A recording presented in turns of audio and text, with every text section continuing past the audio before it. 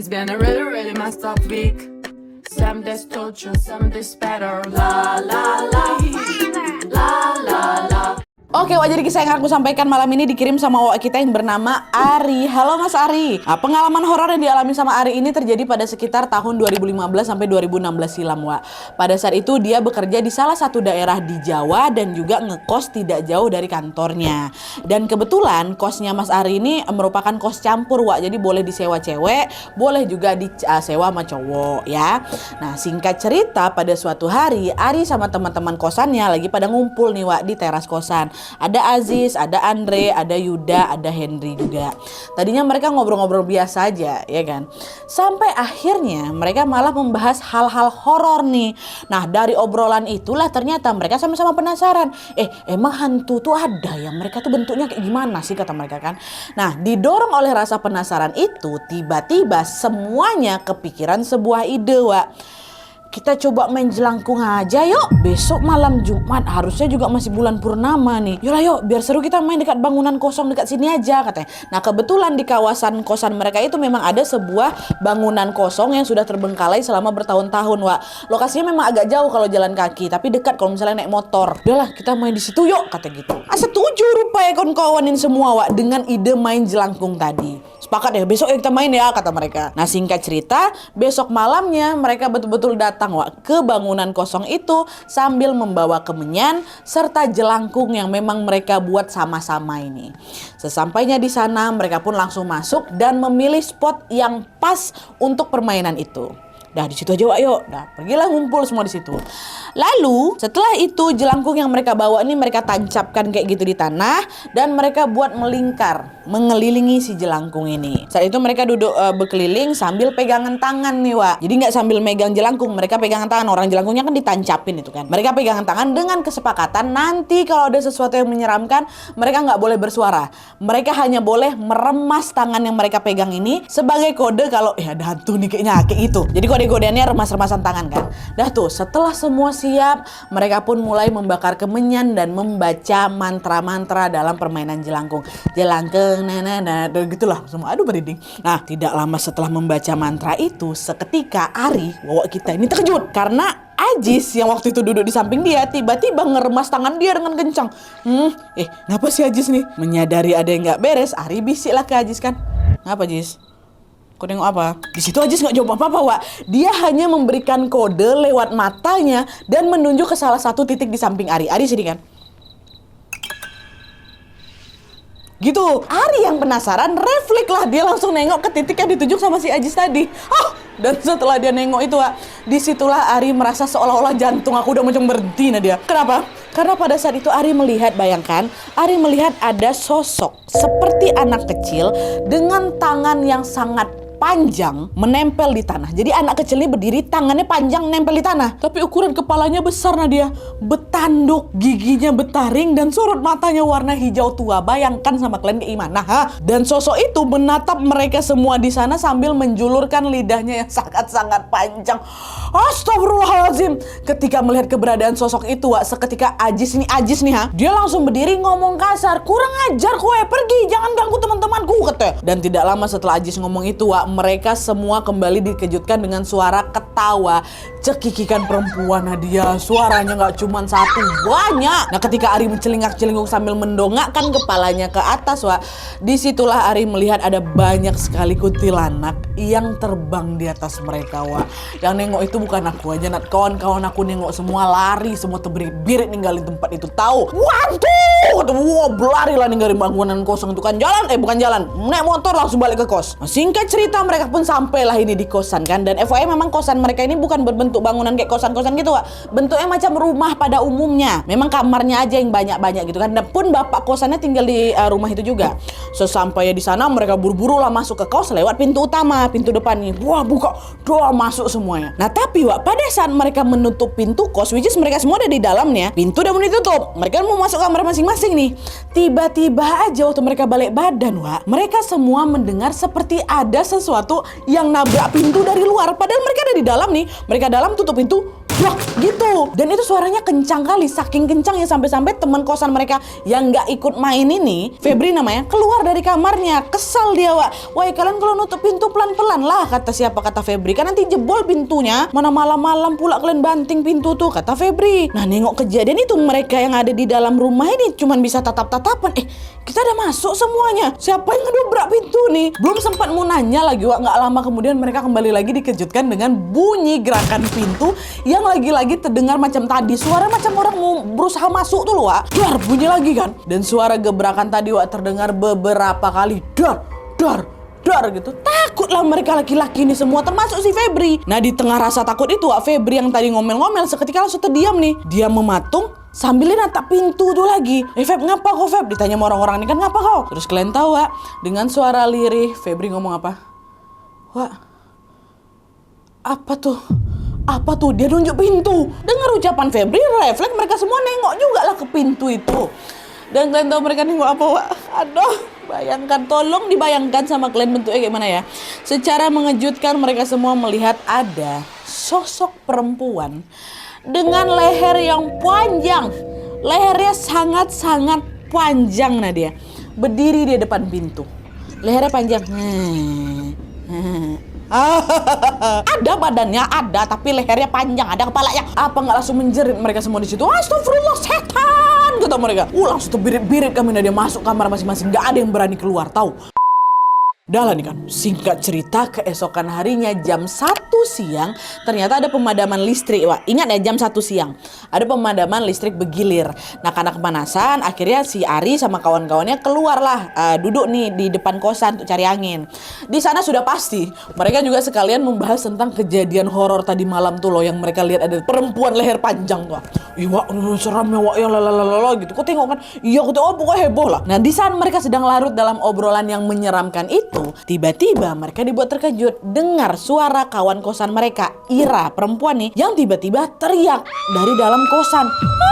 Katanya, dah Ari sama kawan-kawannya spontan langsung lari lah masuk dalam kosan untuk memeriksa kondisi si Ira ini. Nah, waktu didekatin ternyata Ira waktu itu lagi ada di kamar mandi luar kosan, Wak. Kamar mandi luar kosan, kamar mandi kosan lah gitu yang ada di luar, dan sudah dalam kondisi pingsan. Wah, semua juga heboh nih keluarnya. Kenapa Ira? Kenapa Ira? Nah, beberapa teman kosan yang cewek sama-sama membopong tubuhnya Ira dan memindahkan si Ira ke dalam kamarnya. Sementara Ari sama kawan-kawan laki-laki yang lain segera memeriksa kondisi kamar mandi tempat si Ira jatuh ini. Mereka mau lihat ini Ira kepleset apa enggak nih, apa kamar mandinya licin apa kayak gimana, tapi pada saat Ari melihat ke dalam kamar mandi, Wak, disitulah Ari serta teman-temannya melihat seisi lantai kamar mandi itu, Nadia, macam dipenuhi rambut panjang warna putih macam uban. Rambut siapa nih? Perasaan nggak ada orang berambut uban di sini ya. Ini jelas bukan rambutnya anak-anak kosan ini, Wak. Kata siapa? Kata si Ari kan. Iya, kok ada uban gitu. Nah, tidak lama setelah melihat rambut putih ini, mereka yang laki-laki ini pun dikejutkan lagi dengan suara Ira yang berteriak kencang dari dalam kamarnya. Wah, teriak lagi. Sadar si Ira berarti kan. Nah, Ari sama kawan-kawannya nyusul lah itu ke kamarnya Ira. Sesampainya di depan kamar Ira, Wak, entah kenapa nih ya, Ira yang awalnya lagi rebahan, lagi tiduran gitu, tiba-tiba saja bangun dia, ngelompat dia ke arah Ari. Ari itu mau masuk, Wak. Nah, untungnya waktu itu Yuda, temennya Ari yang ikut main jelangkung itu juga langsung sigap narik si Ari jangan masuk ke kamarnya si Ira. Langsung pintu kamarnya si Ira ditutup gitu. Jadi si Ari ini nggak boleh masuk ke sana. Jadi waktu si Ari setor muka, dia langsung loncat si Ira tuh ke mukanya si Ari, Wak. Nah, di situ Yuda bilang, Wak, kok ingat sosok perempuan leher panjang tadi malam tuh? Iya, ingat. Ngapa emang? Ira tuh apa tadi itu? Nggak ada. Ira ini kesurupan, tapi kayaknya dia kerasukan perempuan tadi malam lah, kata Yuda. Kebetulan Yuda ini juga orangnya tajam, Wak. Kaget lah si Ari kan, masa iya, Wak? Nah, waktu ngomong ini nggak lama kemudian denger lagi suara Ira di dalam kamar tuh. Ari, kata si Ira. Kondisi Ira yang kesurupan ini seketika membuat seisi kos mulai kacau. Siang bolong loh ini, Wak, jam 1 kan. Semua anak-anak di kosan itu sampai keluar kamar mereka semua dan sama-sama berusaha untuk menyadarkan Ira. Tapi gegara nggak sadar-sadar, akhirnya salah satu dari mereka berinisiatif menelpon ibu sama bapak kos yang kebetulan lagi nggak ada di sana. Dikabarkanlah itu kan kondisi Ira. Ibu, bapak, ini si Ira kerasukan nih, gini-gini, gimana nih, Bu? Kami panik gitu. Nah, nggak lama kemudian ibu sama bapak kos ini pun datang balik ke rumah sambil mengajak seorang bapak-bapak bernama Pak Rusman. Kebetulan Pak Rusman ini juga bisa menangani hal-hal gangguan gaib kayak gitulah. Nah, di situ posisinya Ira ini masih kesurupan, Wak, waktu di orang bertiga ini datang. Dan ketika Pak Rusman menghampirinya, tiba-tiba Ira ketawa sambil ngomong kayak gini. Siapapun gak ada yang bisa menghalangi aku. Mas Ari yang ada di depan pintu itu sudah kutandai, dia milikku katanya. Dengar itu apa gak lemas aku Nadia? Kenapa aku dibawa-bawa nih? Kenapa bisa jadi kayak gini? Aduh, apa gegar aku main jelangkung kemarin ya efeknya bisa separah ini, kata si Ari kan. Gak tahu aku dari waktu itu pikiran aku udah kacau aja. Aku gak tahu ternyata efeknya jadi berlarut-larut kayak gini, gegar main jelangkung tuh. Ari hanya bisa terdiam sambil melihat Pak Rusman yang sedang berusaha untuk mengusir sosok yang merasuki Ira. Barulah waktu azan asar berkumandang, Nadia di situ sosok yang merasuki Ira akhirnya lepas juga. Main lama juga tuh ya. Dan di situ Pak Rusman bilang kalau memang betul sosok yang merasuki Ira adalah perempuan berleher panjang yang mereka lihat tadi malam. Di situ mereka nggak tahu sosok ini tuh sebenarnya siapa gitu. Lalu tiba-tiba Bapak Kos bilang, udah jangan sebut mbak-mbak leher panjang ya. Kok rasanya seram kali, aku aja merinding ngomong kayak gitu aja. Biar kesannya nggak terlalu seram, kita panggil dia Gendis aja ya, kata Bapak Kos. Nah dengar ucapan Bapak Kos kayak gitu, Ari sama kawan-kawannya setuju, ya Pak panggil Gendis aja Pak ya. Jadi Gendis ini memang hanya nama asal-asalan yang mereka kasih buat menyebut sosok tadi Ya meskipun random, setidaknya nama Gendis ini lebih baik lah dibanding mbak-mbak leher panjang itu loh. Kayak gitu diganti lah. Jadi namanya Gendis. Tuh singkat cerita setelah Ira sadar dari kerasukannya, Ari dan semua anak-anak kosannya ini pun baliklah ke kamar masing-masing kan. Awalnya di situ kondisinya udah mulai aman nih Tapi ini masih di hari yang sama ya. Memasuki malam hari, situasi tadi makin mencekam. Dimana pada saat itu sekitar jam 10 malam, semua penghuni kosan dikagetkan dengan suara Bapak Kos mereka yang teriak minta tolong. Kata Bapak Kos. Ari sama teman-temannya sontak langsung keluar kamar masing-masing lah kan, dan menghampiri suaranya si Bapak. Ternyata sesampainya di suara Bapak itu, Ari sama kawan-kawannya melihat Bapak Kos sudah dalam kondisi terkapar lemas kayak gitu di lantai. Ada Ibu Kos pun juga panik. Mas, tolonglah mas, bantuin bapak nih, tolong bawa bapak ke rumah sakit, kata istrinya. Ari sama kawan-kawannya langsunglah membawa Bapak Kos ke rumah sakit kan. Di situ mereka nggak ada yang nanya nih Bapak Kos ini kenapa Nadia. Mereka semua cuma diam, nggak banyak komentar sambil nunggu Bapak Kos ini selesai diperiksa sama polisi. Nah pada saat itu, diperiksa polisi pula, diperiksa dokter. Nah pada saat itu pemeriksaan dokter menunjukkan bahwa kaki dan tangannya Pak Kos ini terkilir, gegara nggak sengaja jatuh terpleset dekat tempat tadi tuh. Dan setelah pemeriksaan itu selesai, barulah Ari pun memberanikan diri nanya ke Bapak Kos, Bapak tadi kenapa kok bisa sampai jatuh? Nah disitulah Pak Kos bercerita kalau awalnya ternyata dia ini si Bapak Kos ini cuma mau ngambil obat nyamuk yang ada di dalam kamarnya. Tapi ternyata obat nyamuknya nggak ada di tempat biasa. Nah Pak Kos ini berinisiatif buat nyari obat nyamuk itu di atas lemari bajunya. Lemarinya lumayan tinggi lah itu Nah pas tangan Pak Kos ini menjulur dan meraba-raba di bagian atas lemarinya itu disitulah Pak Kos ini kaget bukan main, karena tangannya tanpa sengaja menyentuh sesuatu yang berambut ya. Apa nih? Refleks Bapak Kos makin ngejinjet lagi nih untuk melihat di atas lemari ini ada apa. Tapi pada saat Bapak Kos mendongakkan kepalanya disitulah Pak Kos melihat ada kepalanya Gendis, kepalanya aja terus lehernya, kan lehernya panjang kan, lehernya mengulur dengan sangat panjang sampai ke samping lemari. Dan tepat di samping lemari itulah badannya Gendis berdiri. Tahu kalian, kebayang sama kalian kan, ini itu lemari. Bapak raba-raba di sini kepalanya Gendis di sini. Padahal aku udah ada ilustrator ya. Kayak gini lah gambarnya. Terbayang sama kalian, kayak gitu. Nengok penampakan kayak gitu apa nggak langsung hilang kendali. Bapak refleks langsung mau kabur kan, berlari ke belakang. Rupanya di situlah dia terjatuh, terpleset. Barulah itu dibawa ke rumah sakit tuh.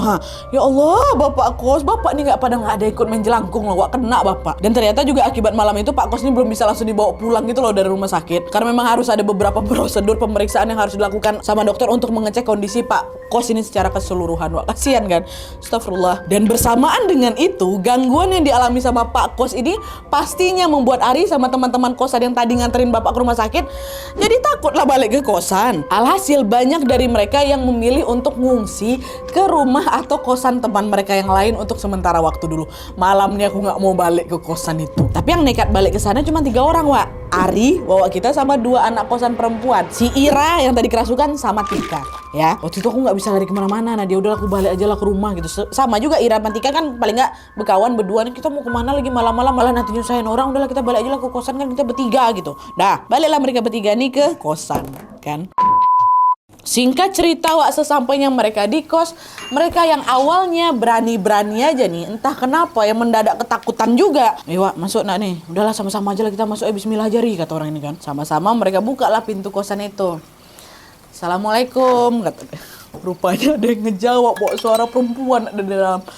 Waalaikumsalam, kata.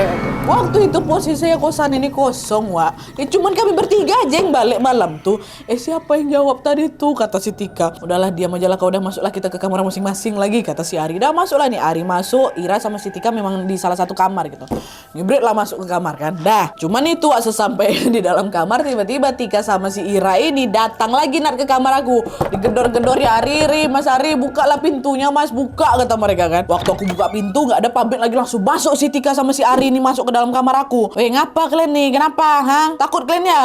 Udahlah Mas, diam aja lah Mas. Besok lah kami ceritain, kami takut. Dah Mas, ya malam ini kami di sini dulu boleh? Maaf kali Mas, maaf. Hari ini aja tolonglah. Kami nggak berani Mas berdua aja. Nengok Ira sama Tika mau ngungsi ke kamar, ya bimbang lah aku Nadia. Gimana enggak? Orang berdua nih perempuan nggak etis lah kalau jadi satu kamar sama aku ya kan. Tapi karena memang situasinya sepertinya urgent kali waktu itu, akhirnya Ari pun memperbolehkan mereka berdua masuk ke dalam kamarnya, Wak. Dan rencananya malam itu pun kami bertiga nggak mau tidur Nadia. Biarlah kami begadang sampai pagi, yang penting kami ngumpul satu kamar kayak gitu kan. Ya udahlah nggak apa-apa, nggak tidur kita ya, kata si Ari. Nah belum banyak ngobrol lagi, Wak, tiba-tiba waktu mereka masuk tutup pintu itu, mereka bertiga dibuat kaget karena terdengar ada suara orang gedor-gedor pintunya si Ari. Ari nanya, siapa? Katanya, ini saya. Wah, itu langsung gemetar badan aku Nadia. Kenapa? Karena yang bilang ini saya, yang ngomong ini saya itu suaranya persis kayak Ari, tau Glenn? Ari lo padahal ada di dalam orang juga. Ari yang nanya siapa, dijawab sama suara yang mirip sama dia sendiri. Ini Ari, kata. Ira sama Tika dengar, kok ada suara kau di depan Mas? Hah? Iya ya. Udah, baca doa, berdoa. Kata siapa? Kata si Ari. Tuh, bacalah kami rame-rame tuh. Auzubillahiminasyaitonirrajim. Semua tuh baca bertiga. Tapi setelah mereka membaca doa dengan suara yang dikencangkan, Wak, sosok di balik pintu itu ternyata nggak juga menghilang. Dia malah tiba-tiba ketawa cekikikan, melengking suaranya. Pokoknya suasana malam tuh kacau lah, Nat. Ada mungkin 2 jam lamanya tuh kami dengar suara itu ketawa, Nat. Emang nggak ketawa 2 jam kayak itu, ketawa nanti diam, ketawa diam, 2 jam. Barulah ketika suara itu betul-betul menghilang, belum habis ceritanya. Setelah suara tadi udah nggak datang lagi, tiba-tiba datang telepon masuk ke HP-nya Ira. Siapa yang nelpon, Nat? Nur, temen kosan mereka juga. Cuman malam tuh dia nggak balik. Ngapa nih si Nur telepon? Diangkatlah sama si Ira kan. Terdengar suara paniknya Nur di telepon. Kok di mana? Jadi kau balik kos sama siapa kau di kosan? Ngapa kau nih? Iya, aku balik ke kosan, aku sama Tika sama Mas Ari kok. Dan kalian tahu setelah dengar jawaban Ira kayak itu, si Nur nih ngomong apa? Astagfirullahaladzim, ternyata betul, Wak. Aku tadi lagi tidur, terus aku dapat mimpi. Aku mimpinya tahu apa? Aku mimpi si gendis ngamuk-ngamuk di kos. Dia nggak terima ada perempuan yang masuk ke kamarnya Ari, katanya. Kok sama si Tika sekarang lagi di kamarnya Ari ya? Keluarlah cepat. Nanti kalau misalnya gendis nih ngamuk, bahaya, Wak. Kata kayak gitu. Si Nur dimimpikan kayak gitu, Wak. Makin takut lagi lah kami bertiga tuh. Aduh, kok bisa pas kali kayak gini? Kebetulan mungkin kan, tapi kok bisa pas kali? Udahlah ya, aku ikut kata-kataku. Udah, keluarlah kau dari kamar si Ari itu, kata si Nur kan. Nah setelah telepon itu dimatikan, dengan sisa-sisa keberanian yang mereka punya, Ira sama Tika pun ngintip dulu keluar kan. Udah nggak ada apa-apa nih, langsung terbirit lah itu keluar dari kamarnya Ari. Wah, di situ memang Ari sempat nganterin kedua temannya ini tepat di depan kamarnya si Ira. Lalu ketika si Ari ini balik lagi ke kamarnya, dia udah pisah kamarnya. Di situ Ari tuh langsung duduk lah gitu kan di atas kasur. Dia ngebatin, kok bisa gendis ini ngamuk cuman karena Ira sama si Tika masuk ke kamar aku. Kenapa dia nih? Aduh, aku kok jadi takut ya, kata siapa kan, kata si Ari kan, kok macam cewek cemburu gitu. Pokoknya aku di situ masih nggak habis pikir lah Nadia dengan apa yang baru saja terjadi. Masa iya sih sampai segininya? Lalu antara sadar nggak sadar, Wak, tiba-tiba Ari ini berdiri lah dari tempat tidurnya, berjalan dia gitu. Kukelilingin sudut kamar aku Nadia. Dengan suara lirih Ari ini bilang kayak, gendis, Kalau memang kamu mau nemenin aku di sini, ya udah nggak apa-apa. Kamu boleh jadi temanku, tapi tolong berjanjilah kamu jangan ganggu teman-temanku yang lain. Dan satu lagi, kalau memang kamu mau datang, tolonglah datang dengan wajah yang baik, bukan dengan yang menyeramkan. Kata si Ari, ku ngomongnya kayak itu, Nat. Dia hantu kan, harusnya didengar nih. Itu keinginan aku. Tolonglah kau jangan takut-takutin aku, janganlah kau ganggu kawan-kawan aku, kasihan gitu kan. Dan kalian tahu, tidak lama setelah Ari mengatakan hal itu, tiba-tiba saja Ari merasa seperti ada angin yang bertiup lembut mengenai lehernya. Dan setelah itu Ari mendengar suara perempuan yang berkata, "Oke mas." Kasuk kaget aku bukan main tuh. Dengan gerakan perlahan Ari yang ketakutan tapi penasaran ini, Wak, perlahan-lahan menolehlah ke sumber suara "Nggih mas" tadi. Dan ketika pandangan Ari mengarah ke lemari yang ada di sudut kamarnya, dari pantulan cermin di lemari itu Ari melihat ada sosok perempuan yang memang lagi berdiri Nadia di samping aku. Dan Ari tahu kalau sosok itu siapa? Gendis. Tapi kali ini dia datang memang cantik Nadia. Gak leher panjang itu. Tapi mau cantiknya mana tetap takut lah aku. Orang setan kok dia. Refleksi Ari langsung dipejamkannya matanya, Wak. Dan ketika baca doa dia kan. Dan ketika Ari membuka matanya, gendis yang di sebelah itu udah hilang. Ya Allah. Singkat cerita, beberapa hari kemudian, Wak, atas inisiatif anak kos, mereka pun mengundang seorang ustadz untuk datang membersihkan atau meruqyah kosan mereka ini. Karena memang sejak Ari sama kawan-kawannya main jelangkung dekat bangunan kosong tuh, semua yang ada di sana, semua yang gak ikut pun merasa kalau kok kosan ini berubah vibe-nya ya, nggak enak suasananya kayak gitu. Mereka khawatir jangan-jangan ada banyak lagi nih sosok-sosok dari bangunan kosan yang juga terikut kebawa pulang ke kos, nggak cuma si Gendis saja. Kalian tuh entah apa-apa, maaf lah Wak, yuk kita panggil lah Ustadz sama-sama, kami pokoknya nggak mau lagi main kayak gitu, maaf ya, kata si Ari. Nggak enak juga lah kami. Udah lah tuh, setelah Pak Ustadz ini datang, proses ruqyah pun dilakukan, ruqyah kosan. Nah alhamdulillahnya, Wak, setelah selesai dibersihkan oleh Ustadz ini, suasana di kos yang tadinya mencekam langsung menjadi normal kembali Nadia. Suasananya sangat-sangat nyaman lah. Bahkan di malam harinya yang biasanya kami gak berani keluar kamar Nadia, Ari sama kawan-kawannya udah sering lagi ngobrol di ruang tamu. Nah sampailah pada suatu hari waktu mereka lagi ngobrol-ngobrol di ruang tamu ini, tanpa terasa yang lagi nongkrong itu ketiduran, Wak, di sofa. Termasuk si Ari. Nah pas lagi ketiduran di sofa ini, tiba-tiba Ari merasa seperti ada yang mengelus-ngelus kepalanya sambil bersenandung lirih. Oke itu kan. Siapa nih, kata si Ari.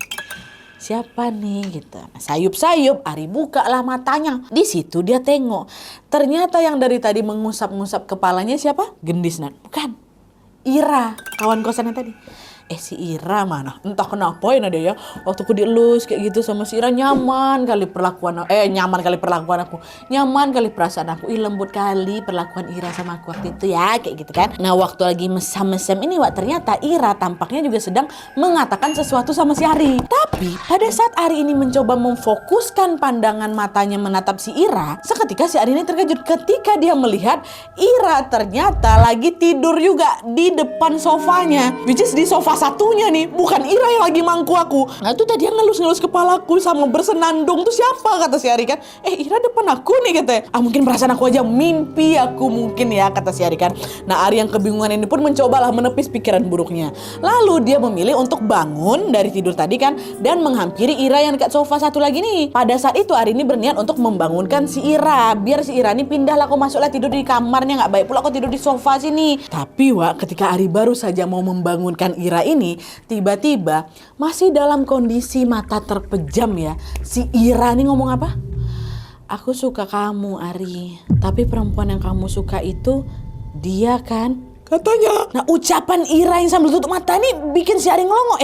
Maksudku apa nih? Dan gak lama kemudian Ira ini tiba-tiba bangun, Wak. Dan ketika dia melihat ada Ari di depannya, sontak kaget si Ira.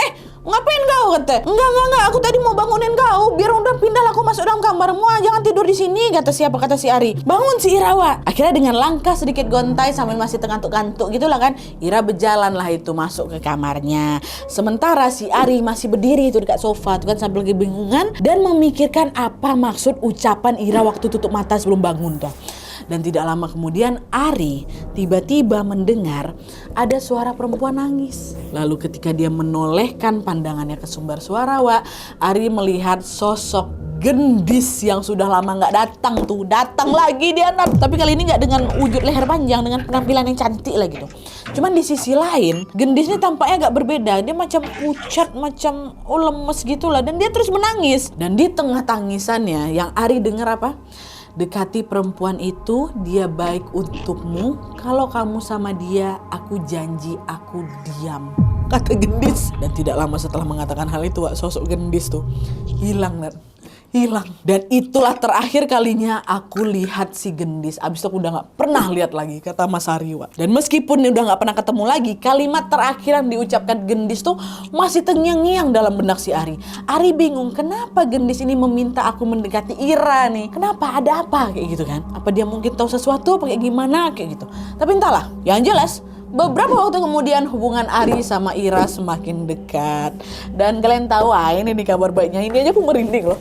Setelah teror Gendis, hantu berleher panjang ini menghantui kos mereka, setahun kemudian Ari sama Ira nikah.